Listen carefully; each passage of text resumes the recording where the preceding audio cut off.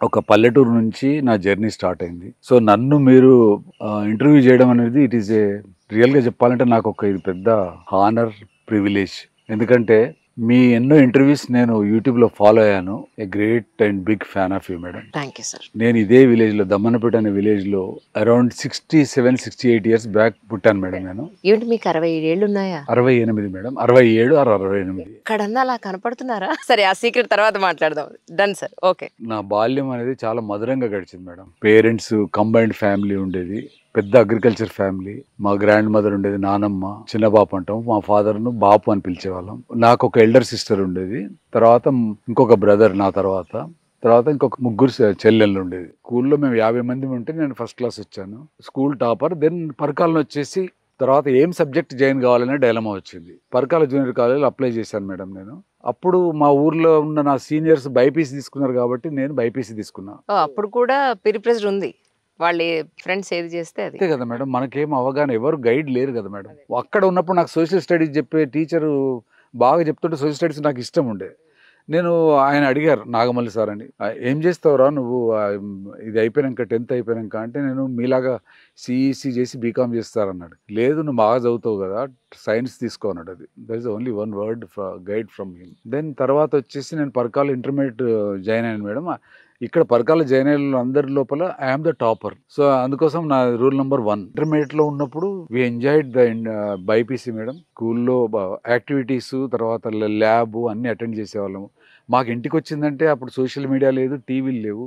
Lecturer క్లాస్‌లో గురించి, lecturers గురించి, వాళ్ళు ఈరోజు క్లాస్‌లో ఏం చెప్పారు, ఎట్లా ఫన్ ఏమున్నది, ఈ రకమైనటువంటి జర్నీనే ఉంది. ఆ రకంగా ఇంటర్మీడియేట్ వాస్ ఫంటాస్టిక్ డేస్ అప్పుడు. Intermediate results 1975 madam. చాలా స్ట్రిక్ట్ కాపీయింగ్ అనేది లేదు. మా క్లాస్‌లో ముగ్గురమే పాస్ అయ్యాం బైపీసీలో. కాలేజ్ సెకండ్ వచ్చాను నేను. నెక్స్ట్ వచ్చేసి డాక్టర్ విద్యాసాగర్ ఉన్నాడు పరకాల్లో, ఆయన పాస్ అయ్యిండు. ఇంకొకఆయన సత్యనారాయణ ఆయన పాస్ అయ్యాడు. ముగ్గురం అవుట్ ఆఫ్ 50 మెంబర్స్ ముగ్గురం మాత్రమే we got through the intermediate. నేను సీకెం కాలేజ్‌లో అప్లై చేశాను. ఇంకా వేరే కాలేజ్‌లో అప్లై చేస్తే రాలేదు. నెక్స్ట్ కేడీసీలో అప్లై చేశాను మేడం. కేడీసీ అప్పుడు ఎంజీఎం ఎదురుగా కాకతీయ డిగ్రీ కాలేజ్ ఉండేది. అందులో జాయిన్ అయ్యాను. అందులో I did my BSc first year.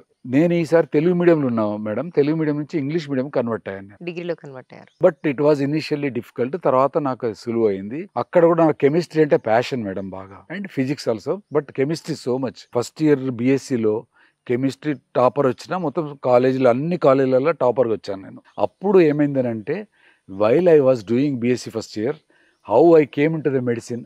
దానికి ముందు ఒకటి చెప్పాలి మేడం. నేను పోయిన తర్వాత అక్కడ మెడిసిన్‌కి ఇట్లా అప్లై చేసుకోవాలని తెలిసింది బీఎస్సీ ఫస్ట్ ఇయర్ అడ్మిషన్‌కి వెళ్ళినప్పుడు. నేను అప్పుడు ఉస్మానియా గాంధీకి అప్లై చేశాను. 4 ఆర్ 5 మార్క్స్ ఎగ్జాక్ట్‌లీ గుర్తులేదు మేడం. నేనేం ప్రిపేర్ కాలేదు.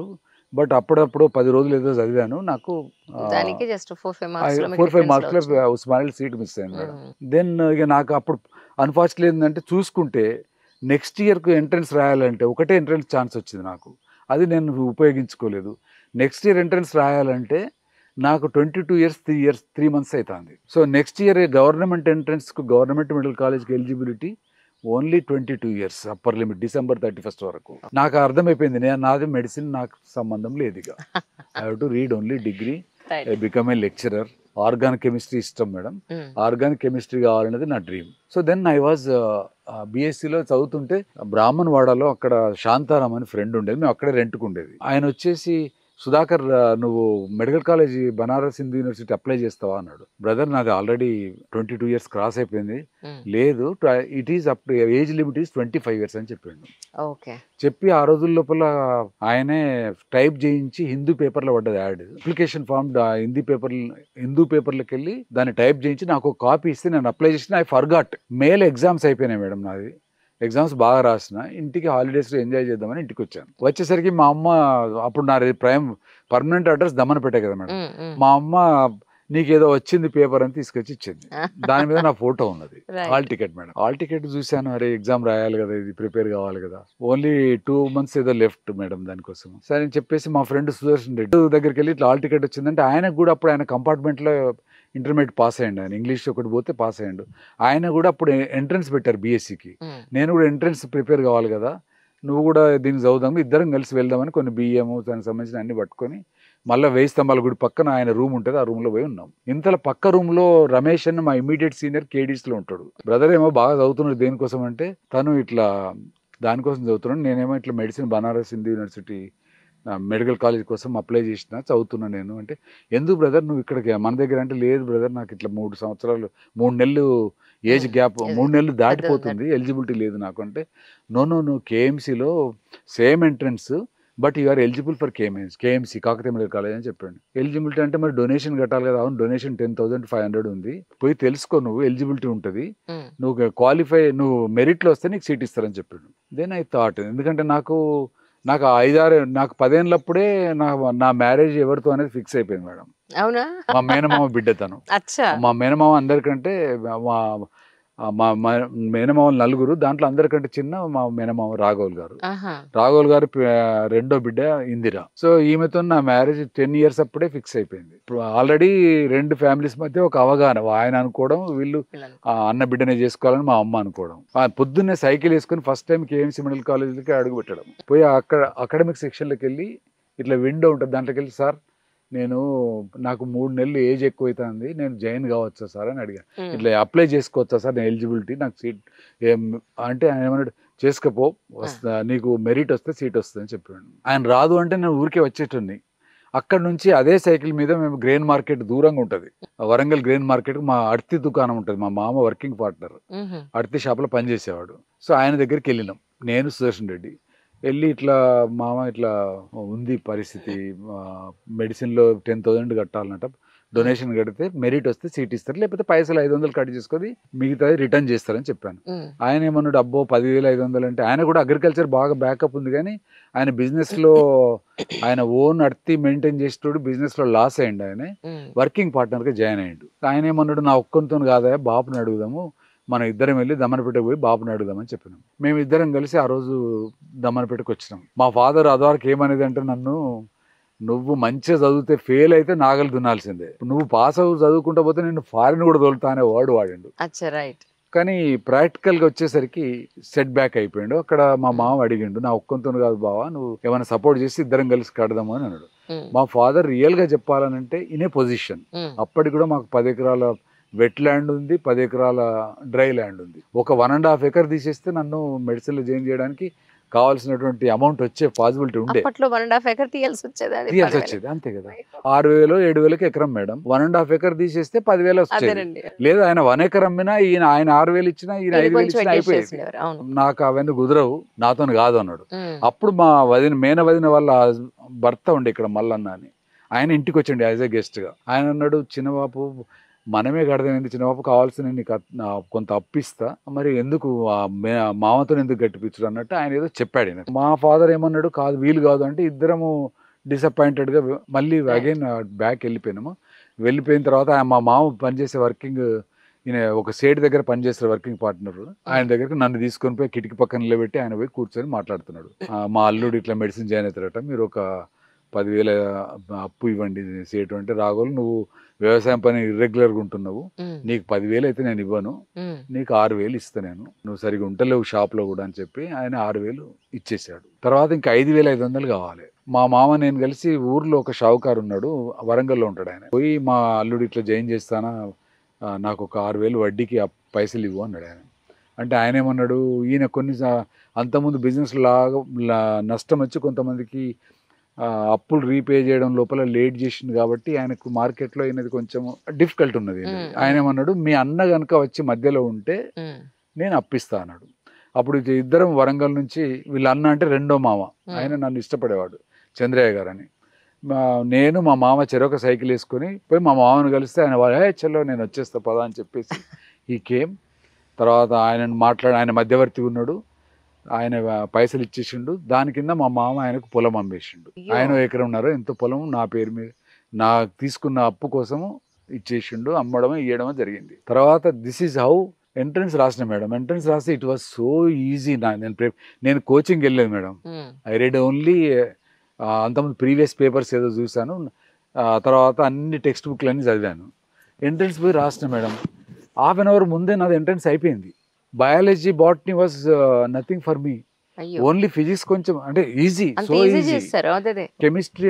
కెమిస్ట్రీ ఓకే, ఫిజిక్స్ కొంచెం డిఫికల్ట్ ఉంది. I got 167 marks madam. అప్పుడు కాలేజ్లో అవుట్ ఆఫ్ 200. అది కేఎమ్స్లో రాసిన వాళ్ళ లోపల సెకండ్ ర్యాంక్ నాది. నేను మెడిసిన్లో జాయిన్ అయినప్పటి నుంచి మా ఫాదర్ హోస్టైల్ అండి నాకు. అంటే frankly speaking he was not happy with you. అదే సో చిన్నప్పటి నుంచి ఎంతో ప్రశాంతంగా గడిచిపోయి మీ ఎంబీబీఎస్ తెప్పించింది తిప్పలు ఇవన్నీ. అన్ని స్టార్ట్ అయిన ఎంబీబీఎస్. బీఎస్సీ ఫస్ట్ ఇయర్ వరకు ఫంటాస్టిక్ లైఫ్. మీరు ఎంబీబీఎస్ చూస్ చేసుకుని ఉండకపోయిండుంటే ఇంట్లో వాళ్ళు సపోర్ట్ చేసి ఉండేవాళ్ళు, మీరు ఈజీగా ఒక ఎంప్లాయ్మెంట్ లోకి వెళ్ళిపోయి ఉండేవాళ్ళు. వాళ్ళు ఒకటి తెలిస్తే భగవంతుడు ఇంకొకటి తెలిసారు. బట్ అల్టిమేట్లీ ఈ రోజు ప్రజల కోసం మీరు ఉన్నారు ఇంతకాలంగా. ఎక్కడ ఎప్పుడు కూడా బ్యాక్లాగ్ మీద అన్ని క్లియర్ అయినా. కానీ కాలేజ్ టాపర్ ఉండి బికాస్ ఆఫ్ దిస్ డెఫినెట్గా మ్యారేజ్ అయింది. First we don't know how to plan the family అనేది ఐడియా లేదు. Nature has its taken its own course. నేను అనాటమీ ఎగ్జామ్ రాసేటప్పుడు నాకు ఒక కొడుకు, డాక్టర్ అవ్వనే లేదు. ఓన్లీ 1 year అయిపోయింది మెడిసిన్. ఓ మై గాడ్, అది ఇంకా మీకు ఇప్పుడు ఫైనాన్షియల్ బర్డెన్ తెచ్చి పెడుతుంది. అంటే మా mother in law has taken care of him. వాళ్ళ ఇంట్లోనే ఉన్నది కదా తను. సో ఇందిరాకి 15 years అప్పుడు నా అనాటమీ ఎగ్జామ్స్ ముందే రంజిత్ పుట్టిండు. తర్వాత ఎంబీబీఎస్ అయిపోయింది. హౌస్ సర్జన్ లో జాయిన్ అయినా. Then my father expected money from me. సరే నాకు పాసిబిలిటీ ఉన్నది, ఏదో నేను చేసుకుంటా. దెన్ ఎంట్రన్స్ కు ప్రిపేర్ అయినా మేడం. నాకు రూమ్ పెట్టుకున్నా కాబట్టి, ఇల్లు పెట్టుకున్నా కాబట్టి ఫస్ట్ టైం అటెంప్ట్ లో నేను కాన్సన్ట్రేట్ చేయలేదు కాబట్టి నాకు రాలేదు. అయ్యో. సెకండ్ టైంకు నేను హౌస్ సర్జన్ బాగా హానెస్ట్గా నేను పనిచేశాను. బట్ ఎంట్రన్స్కు నేను ప్రిపేర్ కాకుండా నెక్స్ట్ టైం ప్రిపేర్ అవుదాం అనుకున్నాను నేను. సో అన్ఫార్చునేట్లీ ఏంటంటే ఫస్ట్ అటెంప్ట్లో నాకు మెడిసిన్లో నాకు పీజీ రాలేదు. సెకండ్ అటెంప్ట్కు నేను ఒక నాన్ మెడికల్ స్టైఫండ్ కోసం అని చెప్పేసి నాన్ మెడికల్ పీజీ తీసుకున్నా. ఫస్ట్ అటెంప్ట్లో తీసుకున్న ఎవ్రీ మంత్ స్టైఫండ్ వచ్చేది ఫిజియాలజీలో. పెద్ద పని ఉండేది కాదు. తర్వాత డాక్టర్ రామ్నాథం అని పిడియాట్రిషియన్ మేడం, ఆయన దగ్గర నేను పార్ట్ టైం జాబ్ చేసేది. 20 days అన్నా నాకు అంత మొహమాటం ఉండేది. నాకు 20 days అన్నా నేను స్టాప్ చేస్తా అని అనలేకపోయినా. ఒక 20 రోజులు ఎంట్రన్స్ ముందు ఆపేసి చదువుకుంటా అని అనలేకపోయినా. ఆ 20 రోజులకు నాకు అమౌంట్ రాకపోతే ఇంటి అద్దె సమస్య అవుతుందని చెప్పేసి ఒక 5 రోజుల ముందేమో నేను లీవ్ తీసుకున్నా ఆయన దగ్గర నుంచి. సో అందుకోసం అని చెప్పేసి నాకు అనస్థీషియా వచ్చింది మేడం. ఎంట్రన్స్లో ఎండి అనస్థీషియా వచ్చింది. నాకు పీడియాట్రిక్స్ బాగా ఇష్టము. డిసిహెచ్ డిప్లొమా వచ్చినా పర్లేదు అంటే 1 markలో డిసిహెచ్ మిస్ అయింది. ఎండి జనరల్ మెడిసిన్ 3 markలలో మిస్ అయిపోయింది. అంటే నాకు అనస్థీషియా గురించి ఏం తెలియదు మేడం. అప్పుడు వేరే ఫ్రెండ్ అనస్థీషియా తీసుకున్నాడని చెప్పేసి నేను కూడా పోయి ఎండి అనస్థీషియా తీసుకున్నాను. ఓకే. ఎండి అనస్థీషియా తీసుకుని ఎండి అనస్థీషియా జాయిన్ అయిన తర్వాత నేను రూరల్ బ్యాక్గ్రౌండ్ నుంచి వచ్చాను. But MD anaesthesia okay, it is fine, మంచి బ్రాంచే. కానీ నాకు అది అంత అట్రాక్టివ్ అనిపించలేదు. నాకేమో పేషెంట్స్తో అనుబంధం ఉండాలి, పేషెంట్లను చూడాలి, పేషెంట్తో సంబంధాలు ఉండాలి అనేటువంటి అటిట్యూడ్ నాది. సో నేను రూరల్ నుంచి డాక్టర్ అయి వచ్చినా I was not comfortable with that. నేను అప్పటికి డిప్లొమా పాస్ అయినా. నాకు అప్పుడు ఏపీపీఎస్ ఎగ్జామ్ రాస్తే I got selected for government job. So then dilemma has come. 8 నెలల్లో 10 నెలలు అయితే అనస్థీషియా డిగ్రీ చేతికి వస్తుంది. ఆల్రెడీ డిప్లొమా చేతికి వచ్చింది, ఎండి చేతికి వస్తుంది 10 నెలల లోపల. బట్ నాకు అనస్థీషియా ఇష్టం లేదు. జాబ్లో పోయి మళ్ళీ వచ్చి ఎంట్రన్స్ రాయనా అని ఒక థాట్. అప్పుడు ఏం జరిగిందంటే అందరు కోర్టుకు పోయి ఒక డైరెక్టర్ ఆఫ్ హెల్త్ పర్మిషన్ ఇవ్వా అన్నాడు. పీజీ స్టడీ లీవ్ ఇవ్వా, మీరు పీజీ కోర్సు వదిలిపెట్టేసి జాయిన్ అయితే జాయిన్ కాండి, లేకపోతే లేదన్నాడు. ఒక ఆపర్చునిటీ లాగా అనిపిస్తుంది కానీ వదిలిపెట్టాలంటే ఎట్లా అని ఆలోచిస్తున్నాను, డైలమాలో ఉన్నా. అప్పుడు మా వైఫ్ని అడిగిన నేను, నీకు ఇష్టం లేనప్పుడు జాబ్లో వెళ్ళిపోను, బెటర్ పోయి ఆదిలాబాద్లో జాయిన్ అయ్యి వచ్చి కూడా డైలమాలో ఉండి కొద్ది రోజులు అనస్థీషియా అటెండ్ చేసి 2 months టైం తీసుకొని పోయి జాబ్ కంటిన్యూ చేశాను. తర్వాత ఇందిరా గురించి చెప్పాలంటే యాక్చువల్గా నా ప్రతి ఎగ్జాము తన ఎగ్జామ్ లాగా ఒత్తిడికి ఫీల్ అయ్యేది. She has supported me lot. నేను ఆమెకు I owe a lot for her. నా ప్రతి exam anatomy, physiology, biochemistry, pathology, everything, ప్రతి నా ఎగ్జామ్ ఆమె ఎగ్జామ్ లాగా తను ఉండేది. She has taken care of me. She has sacrificed her life for my growth. So నాకు అనస్థీషియాతో కొంచెం జనరల్ సర్జరీ మీద అనస్థీషియా చూస్తుంటే surgery was not my choice. మా ఫ్రెండ్ని చూడడము, సర్జరీతో అబ్జర్వ్ చేయడం వల్ల ఐ గాట్ ఇంట్రెస్ట్. మెడిసిన్ నాకు కష్టం అనిపించింది, కొంచెం ఎక్కువ చదవాలని అనిపించింది. So I took general surgery వచ్చిన తర్వాత I was feeling empty madam. Morning OP, తర్వాత ఇంటి దగ్గర ఎవరైనా వస్తే పేషెంట్ చూడడము, తర్వాత ఈవినింగ్ అంతా విలేజ్లో పండి తిరగడము, నైట్లో అనస్థీషియా ప్రాక్టీస్, వీడికి వచ్చి పీజీగా రౌండ్ చేయడము, 10 మంది 20 మంది 30 మంది patients. I'm I wasting my life? Public health లో ఎంత పని ఉండేది నాకు. ఈ పీజీ వచ్చేసి నేను అసలు ఇట్ వాజ్ లిటిల్, అంటే మొదట్లో అడ్జస్ట్ కావడం చాలా డిఫికల్ట్ అయింది నాకు. తర్వాత సింక్ అయిపోయాను. నాకంటే జూనియర్స్ పీజీస్ వాళ్ళు ఎంబీబీఎస్లో దే ఆర్ జూనియర్స్. నేను సర్వీస్ క్యాండిడేట్ను, నేను ఆల్రెడీ అసిస్టెంట్ సివిల్ సర్జన్ను, నేను ఆల్రెడీ నేను వీళ్ళకంటే ఎంబీబీఎస్లో సీనియర్ అని చెప్పి ఉండకుండా truly behaved as a junior colleague to them. Senior పీజీలను రిలాక్స్ కానిచ్చి నేను పని మొత్తం చూసుకునేవాడిని. They have guided me and మంచి కంపెనీ ఉండే. Fantastic journey my PG period. And exams వేసినప్పుడు మాత్రం పోయి నేను హాస్టల్లో ఉన్నాను. ఆ పీరియడ్ కూడా నాకు, మేము అప్పుడు నలుగురం ఎగ్జామ్ రాసినాము, ఫైనల్ ఇయర్ ఎగ్జామ్, నలుగురం at a time we got through. తర్వాత అంటే దానికంటే ముందే మేడం నేను నాది లీన్ పీరియడ్ అయిపోయింది. నాకు గవర్నమెంట్ శాలరీ ఇచ్చి సర్వీస్ ఇచ్చింది. నన్ను ఇన్ సర్వీస్ క్యాండిడేట్ కాబట్టి నాకు నెల శాలరీ పంపించింది. అయితే నా లీన్ ఏంటంటే నా జాబ్ ఏమో నర్సాపూర్లో ఉంది, అది ఫెబ్లో అయిపోయింది, మార్చిలో నా ఎగ్జామ్స్ ఉన్నాయి. వాళ్ళు అక్కడి నుంచి రిలీవ్ చేసింది డైరెక్టర్ ఆఫ్ హెల్త్. అప్పుడు నేనేం చేయాలి, నేను ఎక్కడ జాయిన్ కావాలనేది ఉంది కాబట్టి నేను సరెండర్ పెట్టుకున్నాను. వాళ్ళకు సర్జన్ అవసరం లేదు కదా హెల్త్ వాళ్ళకు. అయితే డైరెక్టర్ ఆఫ్ మెడికల్ ఎడ్యుకేషన్ వైపు నన్ను ట్రాన్స్ఫర్ చేశారు. డిఎంఈ దగ్గరికి వెళ్ళాను. నేను వెళ్ళి అక్కడ క్లర్క్ ఉంటే నాకు ఎట్లనే చేసి, నేను ఫస్ట్ టైమే పాస్ అవుతానని నమ్మకం లేదు మేడం. ఫెయిల్ అయితే కావచ్చు, ఎట్లాగో ఎంఎస్లో ఫస్ట్ టైం కావడం అనేది డిఫికల్ట్ మేడం. ఫెయిల్ అయితే కావచ్చు, ఫిజియాలజీ ఫార్మకాలజీ ఇప్పించు, ఆడైతే పని ఉండదు, నేను మళ్ళీ 6 months చదువుకొని ఎగ్జామ్ రాయొచ్చు అని నేను ఆ క్లర్క్ పైరో పెట్టాను. నేను మీరు కొంచెం నాకు ఫార్మకాలజీ ఇప్పించినట్టు చూడండి. ఆయన పోయి, సార్ ఈ డాక్టర్ ఫార్మకాలజీలాగా జాయిన్ అవుతా అంటాడు. అంటే మీరు ఏంటిది పీజీ అంటే, నేను జనరల్ సర్జరీ పీజీ అయిపోయింది సార్, ఇప్పుడు ఎగ్జామ్ రాస్తున్నా. అంటే నువ్వు సర్జన్ బై నుండి ఫార్మకాలజీ ఏం పని చేస్తావు అన్నాడు. ఇదే వర్డ్ అన్నాడు. You go and join in as a tutor in general surgery అన్నాడు. మంచి అడ్వైస్ చేసేవాడు. ఎట్లా universe has open like that madam. నా ఎఫర్ట్ లేకుండానే నేను డిపార్ట్మెంట్, నా ఎగ్జామ్స్ కాకముందే నేను డిపార్ట్మెంట్ ఆఫ్ జనరల్ సర్జరీకి వచ్చిన యాజ్ ఎ ట్యూటర్. ఇవాళ ఎగ్జామ్ అయింది. ఆ రోజుల్లో ఏంటంటే ఎగ్జామ్ రోజే రిజల్ట్ చెప్పేవాళ్ళు, ఎందుకంటే ఇంటర్నల్ ఎక్స్టర్నల్ బయట నుంచి వచ్చేవాళ్ళు. ఇంటర్నల్ ఇక్కడ, పేపర్ కరెక్షన్ కూడా ఇక్కడే అయ్యేది కాబట్టి సాయంత్రం వరకు రిజల్ట్ చెప్పేవాళ్ళు. సో వెళ్ళిన తర్వాత తను ఏమన్నాడు, Sudhakar okay me all of your got through, tomorrow you are DSO అన్నాడు. నేను ఇవాళనే పాస్ అయినా మేడం, రేపు నువ్వు జాయిన్ అవుతావు. నేను లీవ్లో ఉన్నప్పుడు, నేను జాయినింగ్ రిపోర్ట్ ఇచ్చి లీవ్లో ఉన్నాను నేను ఎగ్జామ్ కోసం. ఇవాళ ఎగ్జామ్ అయింది మేడం 25th నాడు మార్చ్. 26th మార్చ్ రోజు you are doing duty. How much confidence he has got in me madam. Surprise for me. First నన్ను డిఎస్ఓ డ్యూటీ చేయమన్నాడు. నువ్వు రేపు డిఎస్ఓ పని ఉన్నావు నువ్వు అని చెప్పేశాడు. సో వీ డెంట్ ఎంజాయ్ అంటే మనం 2 రోజులు సెలబ్రేషన్ లేదు, ఏది లేదు. అదే రోజు we had a get together. Next day morning పోయి ఓపీలో కూర్చున్నా. I started my journey as a assistant professor of general surgery. ఈ జర్నీలో మేడం మీ ఫీజు కట్టడానికి కూడా మేడం చాలా స్ట్రగుల్ అయ్యారని విన్నానండి. మేడం నా ఫీజు కట్టడానికంటే కరెక్ట్గా చెప్పాలంటే, నేను హౌస్ సర్జన్ అయిపోయినప్పుడు నా దగ్గర మనీ కూడా లేదు. నేను బుక్స్ మొత్తం మెడిసిన్ చదివేటప్పుడు ఒక అనాటమీ ఫస్ట్ ఇయర్ బుక్స్ ఒక్కడే కొనుక్కున్నా మేడం నేను. తర్వాత నా దగ్గర బుక్స్ లేవు మేడం. బుక్స్ అన్ని బుక్ బ్యాంక్ ఉండే, ఈ బీద విద్యార్థుల కోసం ఒక బుక్ బ్యాంక్ ఉండే. వాళ్ళు కొత్త బుక్స్ ఇస్తారు, మనం అవి తీసుకొని చదివి వాటి మీద అండర్లైన్ చేసుకోవాలి. యాక్చువల్లీ అండర్లైన్ మన ఓన్ బుక్ కాదు కాబట్టి అండర్లైన్ చేయకపోయేవాళ్ళు. సో ఆ బుక్ మళ్ళీ రిటర్న్ చేసేవాళ్ళం. సో త్రూ అవుట్ మెడిసిన్ నేను బుక్స్ కొనుక్కోలేదు మేడం. యాక్చువల్లీ నేను హౌస్ సర్జన్ ఉన్నప్పుడు తన ఏదో స్మాల్ గోల్డ్ ఆర్నమెంట్ ఏదో ఉంది, చిన్నది ఏదో ఉంటే అది అమ్మేసి నాకు Davidson text book, medicine text book కొనిచ్చింది. సో ఆ డేవిడ్సన్ తను ఫస్ట్ నాకు ఇచ్చింది ఎంట్రన్స్ కోసం చదవమని. తర్వాత దెన్ డిఎస్ఓ డ్యూటీ చేశాను madam. DSO I enjoyed my assistant professor journey.